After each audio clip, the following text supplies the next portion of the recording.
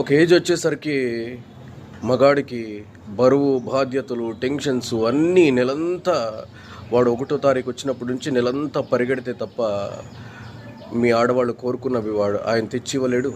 పిల్లల కోరికలు ఆయన తీర్చలేడు. ఆయనకంటూ ఆయన ఏమీ చేసుకోలేడు. ఇంత చేస్తున్నా అవి మీకు కంటికి కనిపించవు. తిన్నావా, ఎలా ఉన్నావు అని నైస్గా మాట్లాడవే మీకు కంటికి కనిపిస్తాయా? ఎందుకు గొర్రె కసాయి వాడిని నమ్మినట్టు కొంతమంది ఆడవాళ్ళు మోసపూరితమైన మాటలకి నమ్మేసి, మేబీ మాటలు చెప్పకపోవచ్చు ఆయనకి ఓకే సరే. ఏంటంటే ఇవన్నీ ఎందుకు వస్తాయంటే హై ఎక్స్పెక్టేషన్స్ వస్తాయి. మీరు అలా అంటున్నారే, మీకు పాదానికి మట్టి అంటకుండా ఆయన చూసుకుంటున్నాడే, ఆయన కనీసం ఎప్పుడైనా అడిగారా బయట వెళ్ళినప్పుడు తిన్నావా, లేదా ఆరోగ్యం ఎలా ఉంది అనేసి?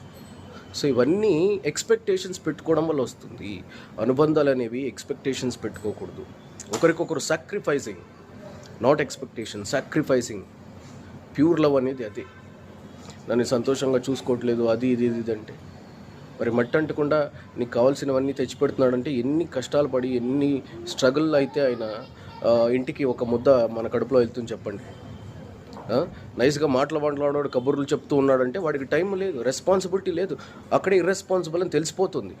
ఒక ఇర్రెస్పాన్సిబుల్ పర్సన్ని నువ్వు నమ్మి రెస్పాన్సిబుల్గా ఉన్నవాడిని ఇచ్చేసి వెళ్ళిపోవడం ఎంతవరకు న్యాయం చెప్పండి? మీరే అర్థం చేసుకోండి.